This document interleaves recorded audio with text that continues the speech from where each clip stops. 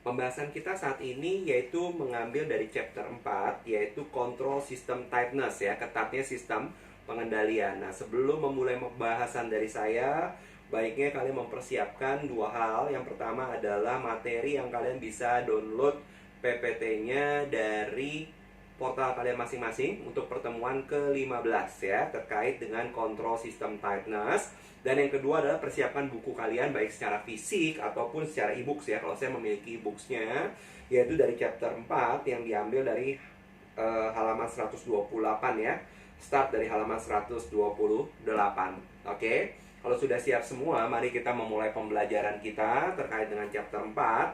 Nah, di sini adalah tujuan pembelajaran. Tujuan pembelajaran adalah mahasiswa dapat menganalisis dampak dari ketatnya tiap-tiap sistem pengendalian bagi manajemen dan menarik simpulan umum bagaimana pengendalian yang baik. Jadi, fokus kita ini lebih bicara pada ketatnya dari tiap-tiap sistem pengendalian. Nah, kita harus review dulu nih, pengendalian manajemen ada berapa banyak. Nah, pengendalian manajemen itu ada 4 ya, ada 4.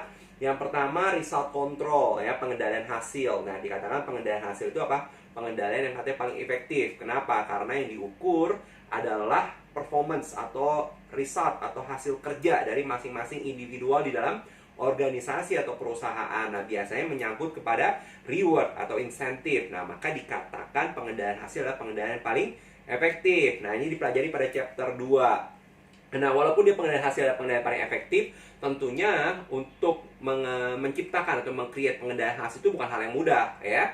Di buku Merchant dan State dijelaskan bahwa ada 4 tahapan. Yang pertama apa?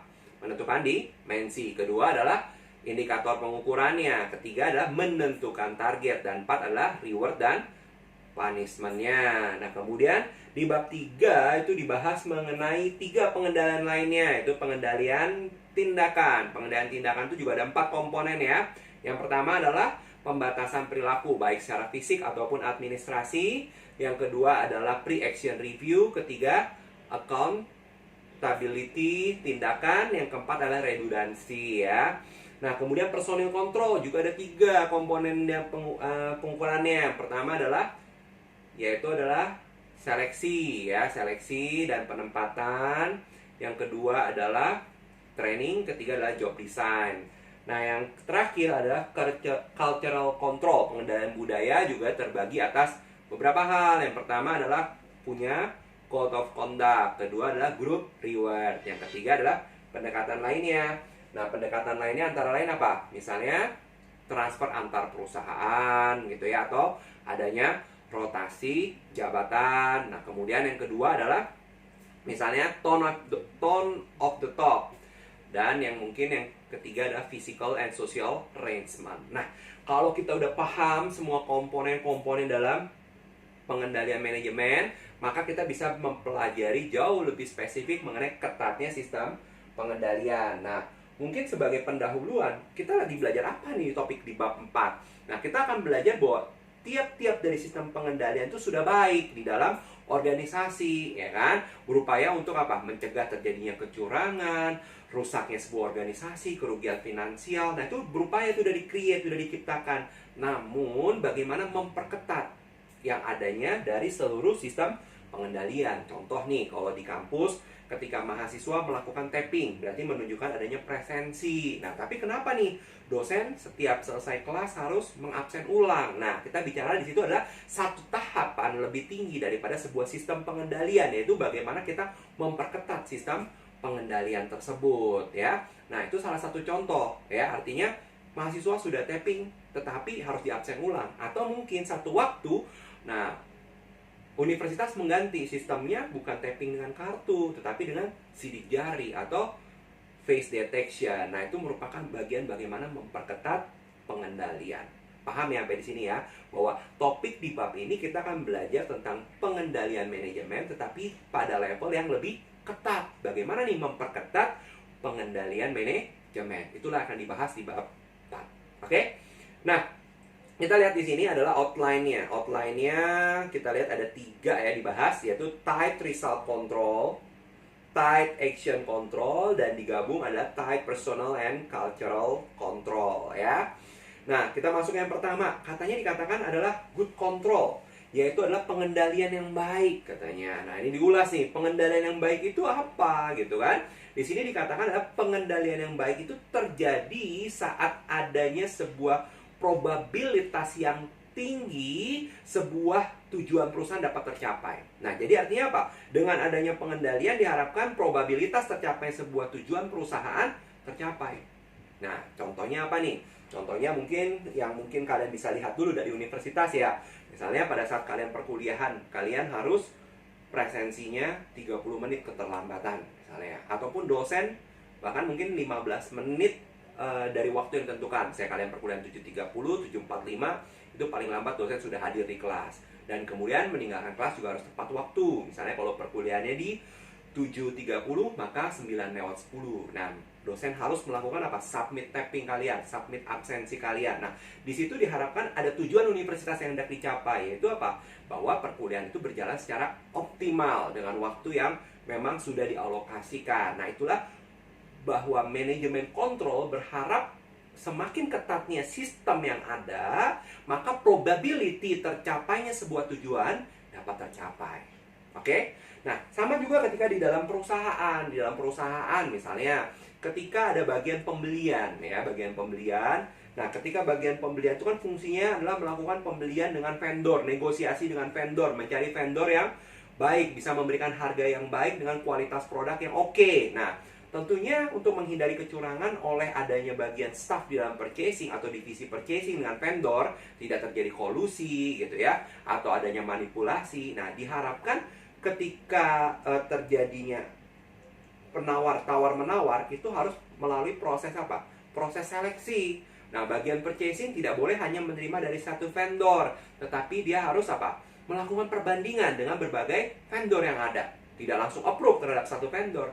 Nah, biasanya dikenal dengan proses tender gitu ya. Nah, itu salah satu tujuan bahwa perusahaan itu tidak dirugikan secara financial. Artinya karena apa? Karena ada kolusi atau permainan harga yang ditetapkan oleh vendor dengan bagian purchasing. Terjadi negosiasi, terjadi kesepakatan yang di bawah tangan, yang dimana perusahaan tidak tahu. Nah, itu akan menguntungkan salah satu pihak saja, bahkan merugikan perusahaan. Nah, oleh karena itu perlu dilakukan apa? Seleksi beberapa vendor. Harus diberikan kesempatan beberapa vendor untuk mengajukan penawaran. Ada proses tender, proses presentasi terlebih dahulu. Mungkin vendor harus memberikan sampel dan ada meeting-meeting internal yang dilakukan sebelum dilakukan keputusan. Nah, itulah dikatakan pengendalian yang baik. Ketatnya pengendalian itu dibutuhkan kenapa? Untuk meningkatkan probabilitas tujuan perusahaan dapat tercapai. Atau definisi yang kedua dikatakan bahwa adanya semakin kecilnya low probability that major unpleasant surprises will occur.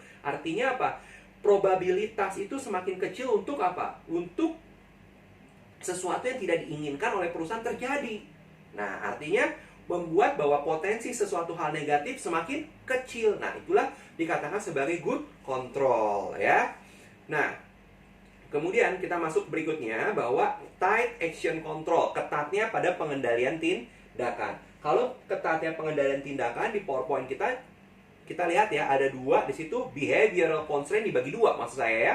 Ada physical dan administration. Nah, di physical itu dikatakan bahwa extra protection usually cost more. Jadi, artinya perusahaan itu menciptakan pengendalian fisik yang lebih ekstra. Contohnya apa? Ketika kita menggunakan ruangan ya, dipasang CCTV.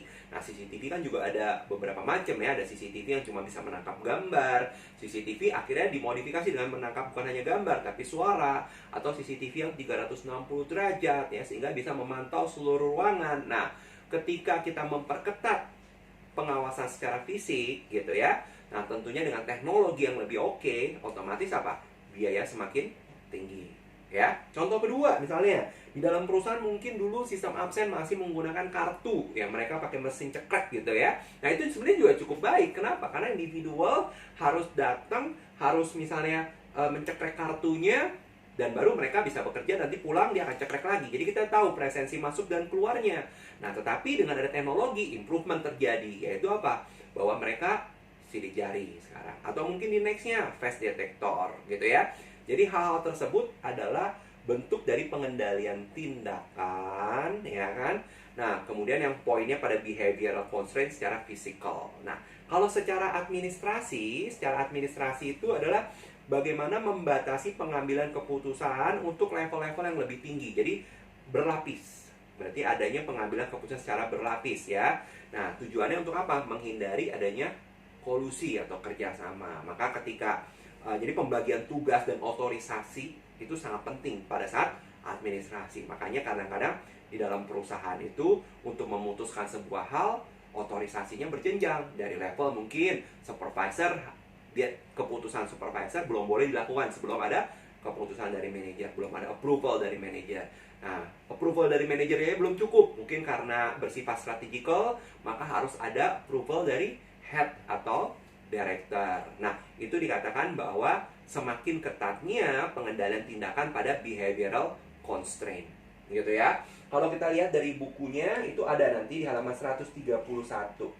Ya, kalian bisa baca dari halaman 131. Nah, itu terkait yang pertama adalah di situ dikatakan ya, secara umum halaman 131 poin atas, secara umum action control system should be considered type only if it is highly likely that employee will engage consistently in all action critical to the operation success and will not engage in harmful action. Dikatakan bahwa secara umum pengendalian tindakan itu dipertimbangkan ketat jika kemungkinannya seorang karyawan itu mau terikat secara konsisten untuk kemajuan perusahaan yang lebih baik. Nah, di situ udah dipertegas tuh bahwa semakin tingginya agreement atau kemauan daripada si employee untuk ikut dalam mencapai tujuan perusahaan yang lebih baik, nah itu berarti keberhasilan adalah pada pengendalian tindakan. Jelas ya? Nah, pada kedua ada pre-action review. Nah, pre-action review itu yaitu adalah menjadi ketat. Nah, ingat topik bab 4 ini menjadi ketat. Jadi kalau pre-action review kan yang saya pernah ceritakan pada saat membahas di bab 3, yaitu adalah contohnya apa? Membuat sebuah proposal kegiatan. Ya kan? Mengajukan sebuah proposal untuk sebuah project, mengajukan budget untuk sebuah kegiatan. Itu bagian dari pre-action review. Nah, dikatakan semakin ketat apabila dilakukan pengecekan atau pemeriksaan itu secara lebih detail, lebih sering, dan juga melibatkan orang-orang yang ahli di bidangnya.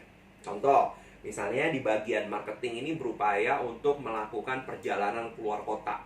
Nah, di mana perjalanan ini misalnya belum rutin dilakukan oleh perusahaan, belum sering dilakukan perusahaan. Tentunya staf di bagian marketing ini akan membuat budget, anggaran. Berapa sih kebutuhan untuk tiket, perjalanan di sana, akomodasi di sana, mungkin apa kendala-kendala yang terkait dengan finansial di sana yang harus di-prepare oleh staf sebelum berangkat ke sana. Nah, sebelum keputusan atau approval itu dilakukan, tidak hanya oleh bagian keuangan yang untuk mereview. Mungkin dia akan melibatkan orang-orang yang mana memiliki kemampuan ataupun pengetahuan terkait wilayah tersebut, sehingga bisa memberikan sebuah decision apakah proposal tersebut dengan budget tersebut layak atau tidak, dengan kondisi berdasarkan pengetahuan beliau selama di sana seperti apa. Nah, itu contohnya. Atau misalnya bagian purchasing berupaya untuk melakukan pembelian terhadap raw material. Nah, tentunya tidak hanya bagian accounting yang melakukan decision atau manajer operasional yang melakukan decision untuk approval atau tidak, tetapi kadang-kadang bisa saja melakukan sebuah diskusi ya dengan orang-orang yang ahli terkait dengan raw material yang akan dibeli. Apakah harganya memang wajar? Apakah ada informasi lain terkait vendor tersebut? Ataukah apakah vendor tersebut telah memberikan harga yang cukup baik? Atau apakah ada vendor lain yang bisa memberikan harga lebih baik lagi? Nah, jadi dikatakan di sini bahwa peran adanya knowledgeable people atau knowledgeable person, orang yang lebih memiliki kemampuan atau pengetahuan terkait apa yang mau direview, itu merupakan poin lebih ketika kita bicara pre-action review. Nah, kemudian lanjutannya pada action accountability ya. Action accountability ini adalah pertanggungjawaban tindakan. Pertanggungjawaban tindakan seperti yang saya pernah jelaskan sebelumnya bahwa terjadi apabila tindakan itu telah terjadi dulu. Jadi ada peristiwa, tindakan sudah dilakukan, maka baru adanya report. Nah, ini biasanya bentuknya seperti laporan perjalanan, laporan tugas gitu ya, laporan pekerjaan. Nah, tentunya di dalam action accountability ini akan berhasil apabila yang pertama adalah bahwa orang atau bagian dalam organisasi tersebut tahu benar apa yang boleh dilakukan dan tidak boleh dilakukan. Dan yang kedua adalah, nah, adanya pengukuran yang efektif. Dan yang ketiga ada reinforcement, ya, penekanan-penekanannya berupa apa? Reward dan punishment, ya. Nah, jadi itu adalah bagian dari action accountability. Nah, jadi artinya akan lebih ketat kalau apa? Ya, kalau tadi ya terpenuhi adanya informasi terkait apa yang boleh dan tidak boleh dilakukan. Nah, kemudian juga adalah terkait dengan bagaimana pengukuran kinerjanya, dan juga ada reinforcement berupa reward dan punishment. Nah, mungkin kita bisa mengambil sebuah contoh dengan kondisi di Januari 2020 sampai dengan Maret 2020, yang mana saat ini di Indonesia itu sedang dihebohkan dengan pandemi COVID-19, ya, yang mana akhirnya ada beberapa kebijakan terkait dengan karyawan untuk bekerja di rumah gitu ya, working from home. Nah, tentunya kita bisa melihat bagaimana suatu kebijakan baru yang apabila diambil oleh sebuah perusahaan, nah, terkait dengan bagaimana memperketat pengendalian tindakan, ya, action accountability-nya seperti apa. Nah, artinya pertama, tadi saya bilang bahwa karyawan tersebut harus memahami apa yang boleh dilakukan dan tidak boleh dilakukan, dan apa yang menjadi prosedur. Misalnya, walaupun bekerja di rumah, ya, karyawan tersebut harus melakukan absensi. Nah, mungkin sekarang banyak sekali ya aplikasi yang dapat digunakan perusahaan untuk absensi karyawan. Jadi tidak harus selalu dengan fingerprint di kantor. Kadang-kadang bisa dengan aplikasi presensi secara online. Nah, mereka tetap harus melakukan presensi online. Nah, kemudian pada saat pagi, anggapannya mereka akan masuk gitu ya, dan mereka akan tahu prosedurnya ketika bekerja di rumah, apa saja mereka harus prepare, apa saja yang harus mereka lakukan. Nah, bagaimana SOP-nya ketika mereka harus bekerja, apakah melalui sebuah conference, itu secara teknisnya gitu kan. Nah, apakah mereka by email atau melalui grup. Nah, itu by teknisnya tadi. Tetapi juga ada etika-etikanya, yaitu bagaimana mereka walaupun bekerja di rumah, tapi mereka harus mungkin ya berpenampilan seperti mereka juga di kantor, menjaga kerapian mereka. Nah, itu adalah definisi dari apa yang diharapkan, tindakan apa yang diharapkan, apa yang boleh dan tidak. Itu harus jelas dulu, harus clear dulu. Nah, dikatakan clear apabila itu dapat dikomunikasikan, ya, dikomunikasikan juga. Nah, setelah itu bisa berhasil, maka yang kedua, adanya sebuah tracking, action tracking yang efektif. Nah, bagaimana kita bisa mengukur bahwa karyawan tersebut melakukan pekerjaan yang sama tingkat efektivitasnya walaupun tidak di kantor gitu ya. Artinya mereka pertama sudah ada pembagian tugas yang didelegasikan oleh atasan kepada bawahannya secara detail, dan kemudian mereka harus memberikan laporan ya secara periodik, per hari mungkin atau per setengah hari mereka harus report apa saja pencapaian telah mereka lakukan gitu ya. Nah, kemudian yang ketiga adanya reward dan punishment. Artinya bahwa perusahaan itu harus memiliki ketetapan yang tegas apa yang menjadi bagian dari reward, dan bagaimana sanksi apabila si karyawan tidak menjalankan prosedur-prosedur yang diharapkan atau malah melanggar etika-etika yang seharusnya dijalankan walaupun bekerja di rumah. Nah, itu salah satu contoh. Nah, contoh lain adalah mungkin di dalam universitas sama, seperti misalnya dosen dan mahasiswa melakukan kegiatan pembelajaran secara online. Nah, tentunya kita punya prosedur-prosedur yang harus dilakukan ya, bukan hanya dosen yang melakukan presensi seperti kalian, juga sebagai mahasiswa harus melakukan presensi. Nah, harus hadir pada perkuliahan online gitu kan. Kemudian kalian harus mengerjakan tugas, mengumpulkan. Nah, sehingga walaupun kita tidak berada pada tempat yang sama, tetapi kita melakukan sesuatu yang sesuai dengan tujuan dari organisasi. Sehingga tujuannya apa tadi? Kegiatan belajar mengajar tetap dapat berjalan dengan baik. Ya. Oke. Itu bagian dari ketatnya action accountability ya. Nah, kemudian di sini ada pencapaian daripada ketatnya sebuah pengendalian hasil itu tergantung dari apa nih gitu ya. Yang pertama misalnya kongruensi dan completeness gitu ya. Harus kamu lihat nih di PowerPoint berikutnya. Congruence dan completeness artinya apa? Adanya sebuah kesepakatan atau kesepahaman apa yang diharapkan dari sebuah organisasi dan mengapa sebuah kebijakan itu diambil, harus sepakat nih. Jadi ibaratnya kayak tadi ya, kita ambil contoh bahwa misalnya staf pengajar dan karyawan sebuah universitas. Walaupun dilakukan working from home, bukan berarti mereka itu akan berlibur gitu ya, tapi mereka punya pemahaman yang sama. Kenapa itu dilakukan? Kenapa strategi itu harus dilakukan? Dan bagaimana adanya kerjasama yang baik antara institusi dengan karyawan di dalamnya untuk mencapai tujuan yang sama walaupun menggunakan strategi yang berbeda. Jadi harus ada kesepahaman, kongruensi daripada tujuan baik visi, capaian ataupun strategi yang digunakan. Kedua adalah completeness. Nah, completeness artinya kejelasan ya, secara lengkap ya, apa yang harus dilakukan itu jelas. Nah, itu penting sekali ya. Nah, di sini contohnya adalah kalau diambil dari buku katanya Visitor for the Success of Museum. Nah, berapa banyak sih di situ katanya pengunjung yang mendatangi museum itu menjadi target. Nah, berarti artinya semua akan tahu nih, oh, itu menjadi target atau menjadi sasaran atau arahan ya yang harus dicapai. Nah, kemudian atau misalnya annual profit for a firm with a significant growth prospect.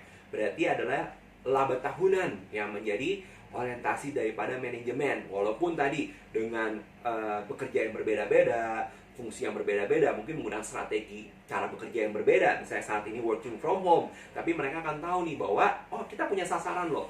Tujuan tahunan itu adalah peningkatan laba. Sehingga walaupun kita punya strategi yang berbeda saat ini untuk 2 minggu atau 1 bulan ke depan, tentunya tidak boleh mengabaikan tujuan yang hendak dicapai. Jelas sampai sini ya.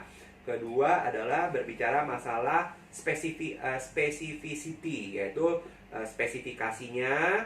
Dan kemudian yang berikutnya dia bicara mengenai bagaimana pengukuran performance, harus precision ya, objektif, tepat ya. Precision itu tepat, kemudian objektif itu artinya apa adanya ya, sesuai, kemudian timeliness, tepat waktu juga.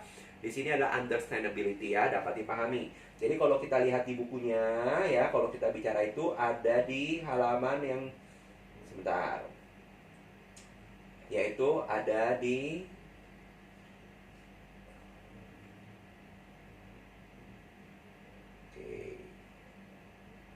enforcement ya. Nah, itu ada di halaman 136 ya, 136, jangan lupa dibaca di situ ya. Nah, itu terkait dengan action reinforcement. Oke. Lanjut lagi. Nah, di sini kita masuk yang type people control. Berarti people control itu kita bicara pada personal control di sini ya. Nah, di sini poinnya personal control.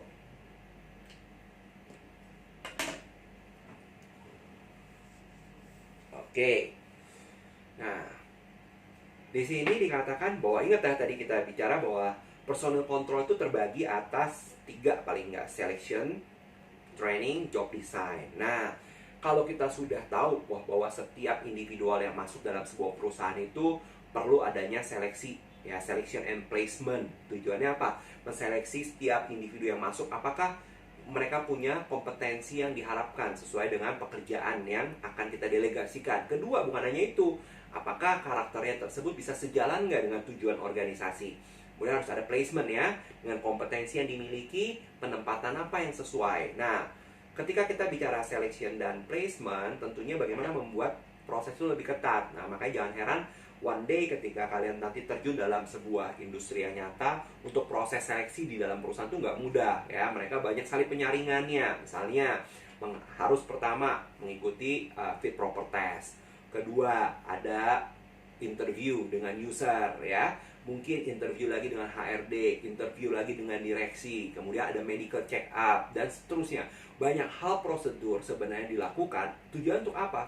Tadi untuk memperketat adanya pengendalian personil. Itu penting nggak? Oh, sangat penting. Ingat bahwa ketika kita bicara itu adalah tenaga kerja ya, employee dalam perusahaan, itu adalah bagian daripada human asset ya, bagian dari yang namanya intellectual capital ya. Nanti kita akan membahas bahwa ada yang namanya intangible asset di kemudian waktu ya. Nah, itu adalah bagian dari human asset. Nah, tentunya perusahaan itu tidak berharap ketika mereka mendapatkan seorang tenaga kerja, ketika mereka tidak cocok lagi dalam 2-3 bulan, mereka keluar 6 bulan, keluar 1 tahun, keluar, tidak bisa. Nah, tetapi diharapkan ketika mereka memiliki SDM yang baik, ketika mereka masuk dalam sebuah organisasi, mereka bisa dibina, mereka bisa memajukan organisasi dengan baik Nah, oleh karena itu proses selection dan placement itu tidak bisa diabaikan karena itu merupakan pintu masuk seseorang ke dalam sebuah organisasi. Nah, proses selection dan placement itu semakin ketat dengan tujuan apa? Dengan tujuan agar mereka ketika sudah masuk, mereka adalah orang yang tepat untuk menjalankan fungsi yang diharapkan, memiliki karakter yang sesuai dengan tujuan organisasi itu. Sehingga mereka bisa terbentuk semakin lama menjadi aset perusahaan. Nah, jadi kalau kita bicara bahwa itu hal yang tidak penting, itu salah ya, bahwa ketika proses selection dan placement itu adalah proses yang paling penting. Karena itu nanti ujungnya akan mempengaruhi apa? Mempengaruhi loyalitas daripada karyawan, turnover karyawan. Nah, oke. Selain itu ada yang namanya training. Nah, training itu juga merupakan bagian hal penting yang harus diperhatikan oleh perusahaan. Nah, biasanya masalah training, masalah selection tadi ya, placement, nah itu biasanya diatur oleh bagian human development atau human resource gitu ya. Nah, mereka melakukan training pun juga merupakan hal yang penting. Nah, training itu bukan sekedar bahwa training itu dilakukan aja sebagai bagian daripada apa? Bagian fungsi perusahaan atau sebagai pemenuhan bahwa yang penting perusahaan ini ada training. Tidak bisa. Kenapa? Training itu akan mencakup juga nantinya ke depan bukan hanya pengembangan SDM, tapi juga bicara tentang aspek financial perusahaan. Nah, kenapa? Karena dengan adanya training otomatis ada cost bagi perusahaan. Nah, sehingga kalau cost itu tidak dialokasikan dengan tepat, maka akan percuma. Gitu ya. Sama seperti kita, ketika kita menggunakan uang yang kita miliki aja, kita secara apa? Bijak. Nah, dengan uang yang ada, nah kita harus ngapain nih? Sehingga memberikan apa? Value added yang maksimal bagi perusahaan. Nah, ketika kita bicara training juga sama ya, training itu harus diseleksi. Harus apa? Harus dipikirkan dengan baik, direncanakan dengan baik, sehingga akan memberikan dampak positif bagi dua. Satu, dampak positif bagi individual yang mengikuti training, dan yang kedua adalah dampak positif bagi perusahaan yang membiayai training tersebut. Nah, sehingga training itu bukan hal juga yang tidak perlu untuk dipikirkan, itu sangat perlu untuk diperhatikan. Nah, kenapa? Karena tadi training itu terkadang bisa meningkatkan kompetensi, memberikan kepuasan bagi karyawan, ya kan? Nah, maka kadang-kadang dalam perusahaan pun training itu akan dibagi berdasarkan levelnya. Training untuk staff, training untuk manajer, training untuk direksi. Itu adalah hal-hal yang berbeda. Nah, oleh karena itu, training juga merupakan bagian yang perlu diperhatikan dalam pengendalian personil. Maka perlu adanya ketatnya pengendalian personil melalui training. Ya, jadi hal ini akan menekankan bahwa ketatnya sebuah pengendalian itu merupakan hal yang penting. Ya, karena tadi itu akan berdampak bagi financial perusahaan, berdampak bagi development perusahaan. Oke. Nah, kemudian kalau bicara tentang training tadi berbicara itu berarti kita bicara di ketatnya sistem pengendalian personil dan budaya ada di halaman 137 ya. Coba kita review sedikit halaman 137 kalau kita bukunya gitu ya. Nah, di situ dikatakan bahwa beberapa hal yang terkait dengan ketatnya pengendalian personil, ada 3 item ya tadi, walk and talk interview, nah kemudian group incentive plan, nah dan require training. Nah tadi juga ya, group and incentive plan merupakan hal yang penting juga loh. Kenapa? Karena adanya rencana memberikan insentif secara kelompok. Nah ini akan menunjukkan adanya power daripada pengendalian secara kelompok ya, group reward. Nah dengan adanya group reward sebenarnya memudahkan perusahaan untuk mengendalikan individu. Kenapa? Karena individu dalam kelompok akan dikendalikan dulu oleh siapa? Oleh rekan-rekan dalam kelompoknya. Sehingga kadang-kadang memberikan insentif di dalam bentuk grup itu akan meringankan fungsi perusahaan di dalam mengendalikan karyawan. Nah karena apa? Karena mereka akan berupaya untuk achieve daripada target kelompoknya ya.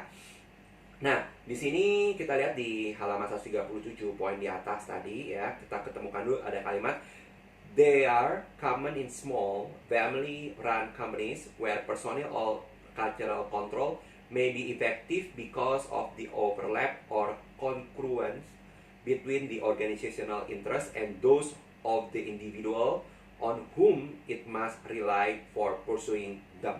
Nah, kalimat itu menunjukkan bahwa di dalam perusahaan-perusahaan yang kecil atau perusahaan-perusahaan keluarga gitu ya, perusahaan-perusahaan kecil atau perusahaan-perusahaan keluarga, kadang-kadang personil dan cultural control itu akan lebih efektif karena adanya overlap atau congruence between organization interest ya. Jadi ada kepentingannya antara organisasi itu karena skupnya masih kecil. Nah, sehingga akan lebih mudah tercapai. Skupnya lebih kecil, orang yang dibutuhkan lebih terbatas. Nah, sehingga apalagi mereka menjalankan fungsi yang tadi overlapping dalam perusahaan, karena biasanya kadang-kadang perusahaan tersebut hanya meng-hire beberapa karyawan untuk memenuhi kebutuhan fungsi di dalam perusahaan itu.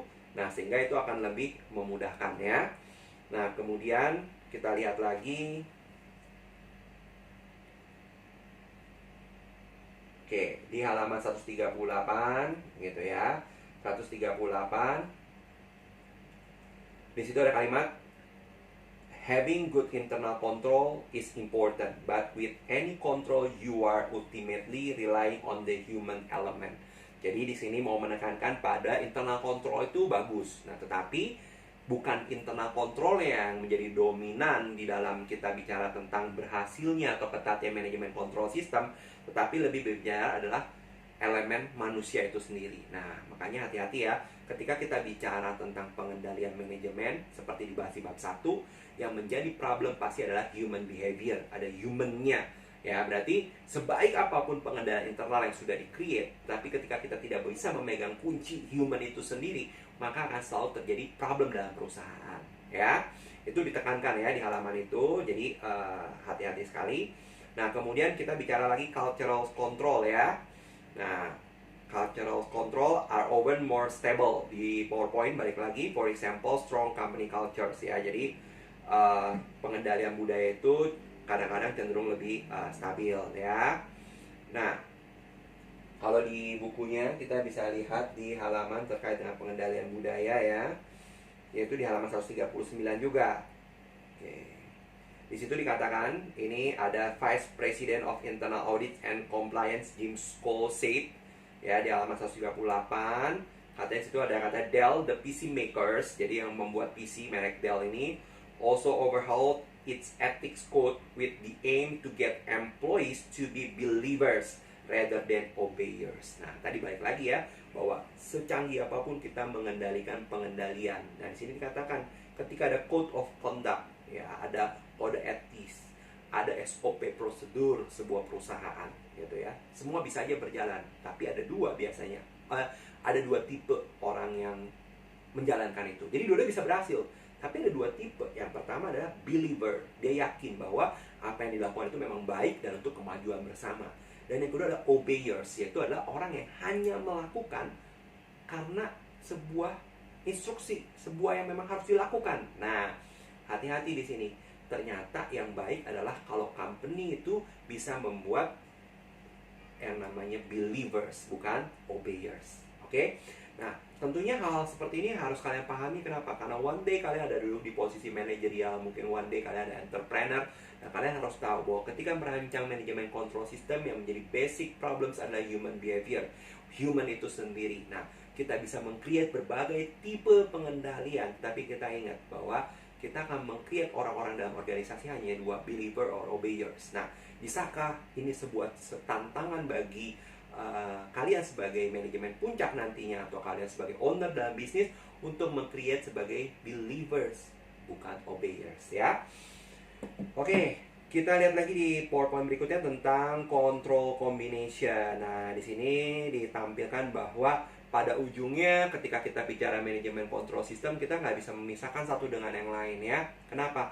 Karena keseluruhannya akan saling terkait. Nah, maka dikatakan itu sebagai combination ya. Jadi harus ada kombinasi di antara keseluruhannya. Nah, itu jadi sangat penting ketika di sini kalimatnya to achieve or tighter control over all the factors critical to the entity success, including those that are say hard to measure by means of result control or proceduralized by means of action control. Nah, jadi kalau kita bicara dua terkait, pertama bahwa untuk mencapai suatu pengendalian ketat ya, nah semua pengendalian ini harus terakomodir ya, baik itu result control, action control, personal and cultural control. Tidak bisa terlepas satu dengan yang lain. Karena apa? Keseluruhannya terikat. Karena aktivitas human di dalam sebuah perusahaan itu tidak bisa dipecah-pecah, jadi tapi harus jadi satu. Karena apa? Ketika kita hanya mengendalikan personil, let's say kita menggunakan tadi CCTV. Jadi setiap karyawan di dalam kantor akan diawasi dengan CCTV. Nah, CCTV-nya udah canggih, misalnya dengan 360, bisa menyadap suara juga. Nah, itu adalah bagian dari action control yang ketat. Tetapi kalau mereka tidak diberikan sebuah target pengendalian hasil, nah, itu nggak akan berjalan juga dengan baik. Kenapa? Karena perusahaan hanya bisa mengontrol keberadaan daripada individu dalam perusahaan, tapi mereka tidak bisa mengontrol hasil kerja dari para karyawan. Tidak bisa kita yakinkan bahwa setiap orang yang ada dalam institusi, hadir pada satu dalam perusahaan, itu pasti akan perform sesuai dengan target yang diharapkan. Tapi ingat, ketika kita mengkaitkan ini dengan ini, ya tadi kita berharap ya, karyawan itu attend dalam kantor, kemudian mereka bisa ada diawasi dengan CCTV. Nah, tapi tidak ada result control. Nah, itu nggak akan berjalan, tujuan perusahaan tidak akan tercapai. Dan harus ingat, result control itu 4 items loh. Adanya dimensinya, ada pengukurannya. Udah dibuat belum nih dimensinya apa yang menjadi target dari individu untuk bekerja? Ukurannya apa yang menjadi pengukuran? Targetnya apa? Dan kadang-kadang perusahaan suka lupa terkait dengan reward dan punishment. Nah, ketika itu sudah disetting, sudah baik, nah, action control juga sudah diperketat. Nah, ini lumayan nih, 2 udah terpenuhi. Kita cek lagi, apakah personal control, bagaimana personil tersebut atau yang dikendalikan secara individual tersebut sudah belum dilakukan proses personal control yang ketat. Nah, siapa yang mengerjakan? Ada gak selection dan placement test ketika mereka masuk? Nah, tahapan-tahapannya sudah diperketat belum? Sehingga menemukan orang yang cocok juga untuk mengerjakan pekerjaan tersebut. Dan yang terakhir adalah lingkungan. Ingat, dalam cultural controls pun ada poin yang namanya physical and social arrangement. Bagaimana kantor itu bisa mensupport gak? Lingkungan, environment bisa mensupport gak? Bagaimana individu tersebut dapat menjalankan fungsinya dengan baik, ya. Dan jadi ketika kita melakukan pengetatan terhadap fungsi-fungsi yang ada dalam manajemen control system, kita harus melihat kombinasinya. Nggak bisa salah, nggak bisa kita mengabaikan satu untuk yang lain, tapi semuanya itu harus berjalan, ya. Nah, itu yang ingin sampaikan pada bab ini. Kalau kita mau lihat simpulannya, kita bisa lihat di halaman 139 ya. Nah, itu ada summary-nya. Nah, summary-nya kita bisa lihat di halaman 139. Nah, 139 itu ya ada tabel. Nah, tabel 4.1. Nah, itu adalah summary dari karakteristik ketatnya pengendalian. Oke. Nah, demikian pembahasan pada chapter 4. Nah, setelah mendengar pembahasan ini, kalian bisa nanti mengerjakan tugas yang diberikan oleh dosen ya, yang mana kalian bisa mengembangkan daripada sistem pengendalian yang ada menjadi lebih ketat. Nah, demikian pembahasan kita di chapter 4 ini. Kita akan lanjutkan pada chapter berikutnya. Oke, istirahat dulu.